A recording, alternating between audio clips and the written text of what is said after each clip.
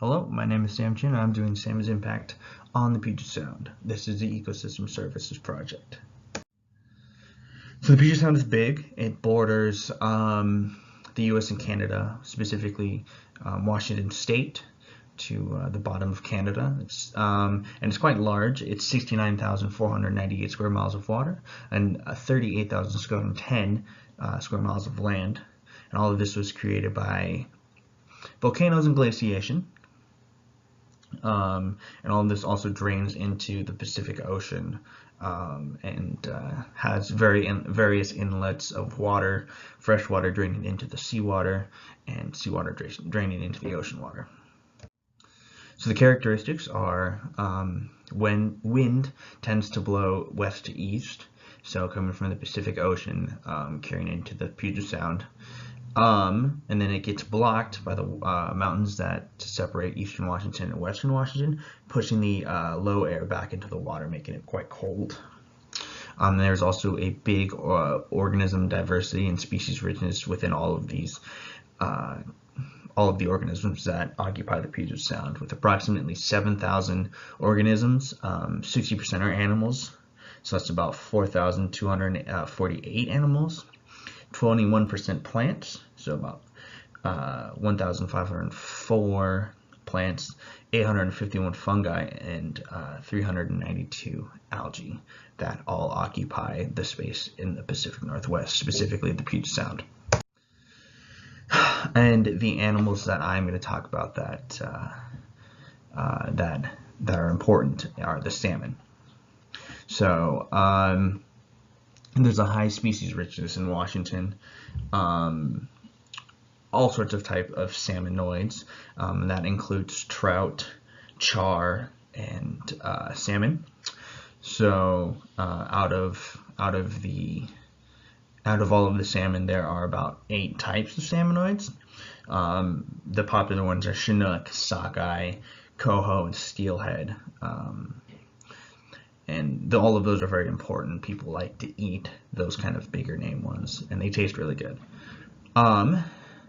So there are about 624 salmon populations of salmon in Washington, specifically the Puget Sound, and it's just very compact, and there's a lot of salmon that occupy those populations, and they're just super important for the environment because they are culturally important to the native people, which we'll get into, and they're also just a major food source for seals, sea lions, and killer whales, and like I said, to the native people.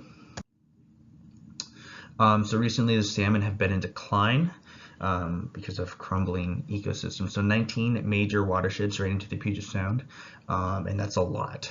And a lot of those can be polluted by cars, and when cars leak fluids, that can really damage the salmon in major spawning areas. There can be poaching.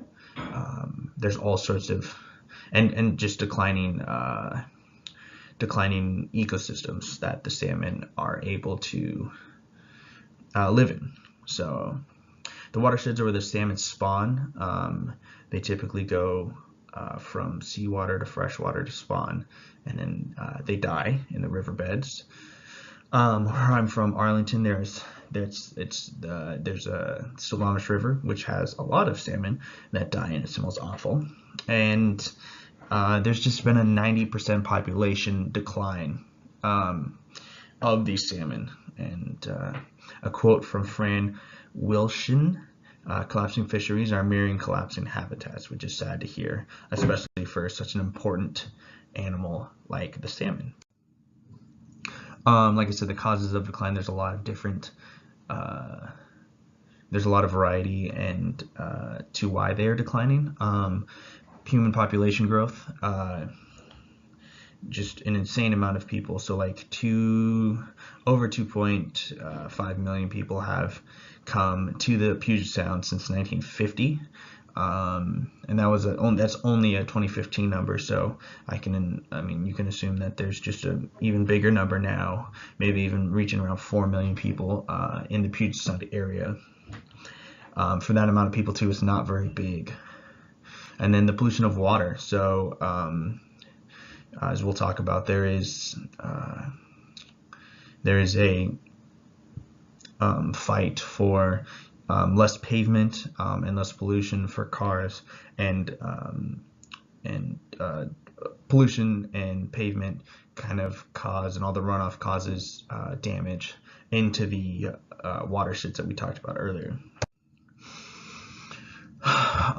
So there are negative effects. So culturally, the native people use salmon as a giant part of their diet. Like we said, the sea lions, the killer whales, and the seals all eat salmon, but also the native people are also a big consumer of the salmon because it was so readily available and easy. I mean, they just threw nets.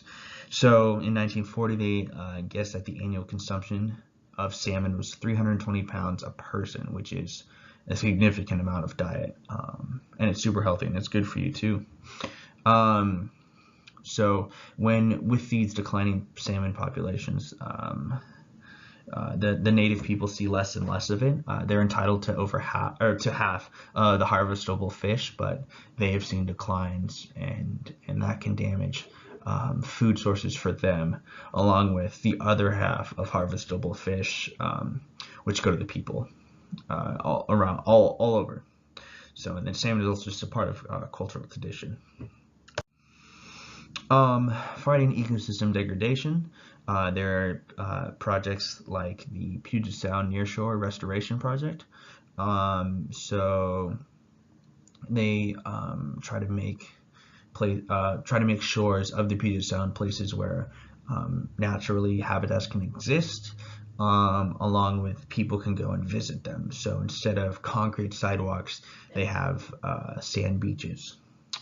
The Puget Sound Partnership, and part of what they, along with the Puget Sound Nearshore Restoration Project, shoreline armoring, floodplains, making sure that they are not polluted, and estuaries, which are important because they drain into the Puget Sound.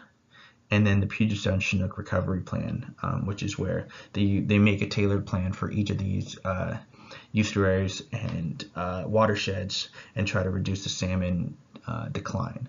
And they're tailored specifically for each watershed. Yeah, so the salmon are a big part of the culture and food source for a lot of people in the Puget Sound, and seeing them decline by over 90% is scary. So doing the things, doing those three restoration projects is huge to help bring back salmon populations. Thank you for listening to my project.